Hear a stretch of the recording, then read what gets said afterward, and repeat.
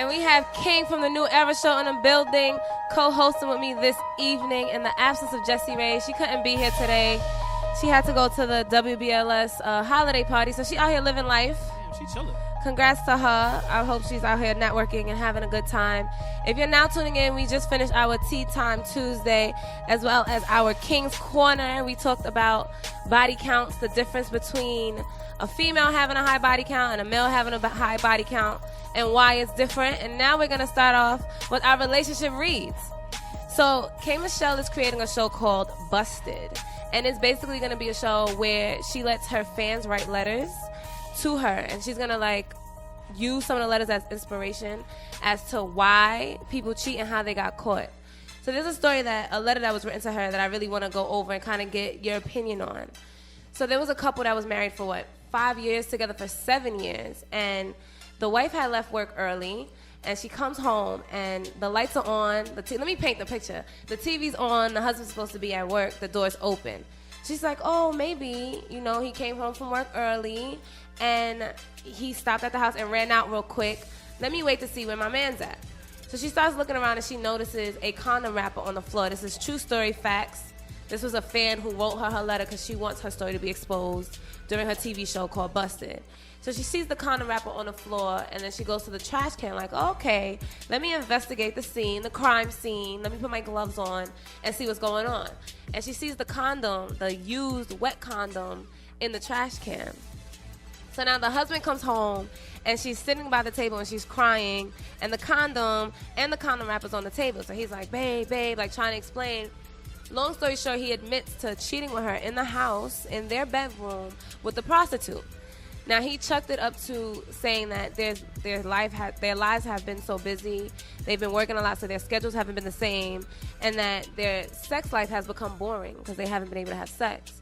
So now, what would you do? Would you have snitched on yourself that early on in the situation? Would you have been honest? Never tell on myself. Deny till so you what die. would you have done if you walked in and your wife of 5 years was sitting there crying with a used condom and a condom wrapper on the table? You gotta get creative. You gotta get creative till you know you caught. I done been like, listen, you wasn't here. I heard this new condom was lit. I couldn't practice with you. I had to practice by myself. You lie, son. You lie. Like that would not work. No. You know what I learned? I learned as early as you never tell on yourself. Okay. I learned this early. I snuck out the house. I stole my mother's car. I came back. My window was closed. The lights was on in my room. I knew I was caught. She's like, yo, where were you? I'm like, all right, I'm caught. I took your car. You took my car? Snitched on yourself. You never tell on yourself. You hold it in so you know exactly what they know. You play it by ear. Yeah, I'm a man. I'm sorry. But I don't understand how you would have been able to clean that up. Like, you would have said that you masturbated. But he's messy with it, though. I think he either wanted to get caught. She was supposed to be at work. She came home early. First of all, we flush condoms. I don't know since when we take a condom off and throw it in the trash can.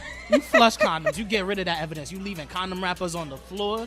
That doesn't make sense. This the house that you share with your wife. Right. No, unless you it's either you wanted to get caught or you're just dumb, and she didn't need to be with a dumb dude anyways. Right. That's just stupidity. You know what I mean? So for me, I feel like and I know this may sound bad, but I'm going to be a realist. I think that people are human. Let me finish. Mm-hmm. People are human and things happen. But I think, for me, I think that there's levels to cheating. Mm-hmm. I feel like it would have been different if... It was emotional. Nah. Well, yeah, that too. But first of all, it's a prostitute. Disrespectful. Second of all, it's a prostitute. That's kind of like her only job is to facilitate needs.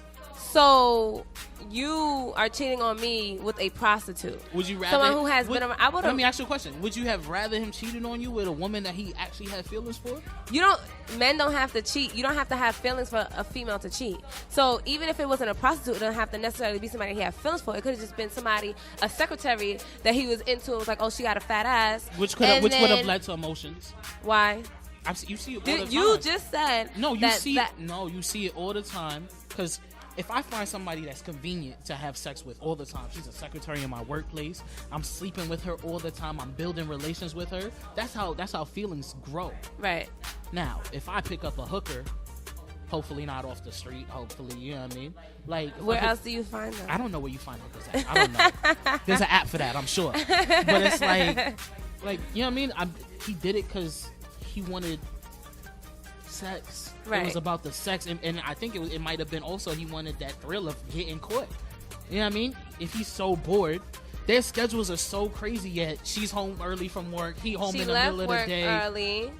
But their schedules are so crazy that they can't leave work early to link So up with each other. for me, I feel like I feel like they should have took care of home before stepping out. He should have took care of home before stepping out, especially going in that direction. But what I was saying, that when there's levels to it, I feel like if there was emotions involved, or you're bringing them around the family, or you're in the house, like I'm your wife. That's disrespectful. We have kids. That's so disrespectful. So is this situation in your mind, from a male perspective, a breaking point situation for your marriage? Yeah.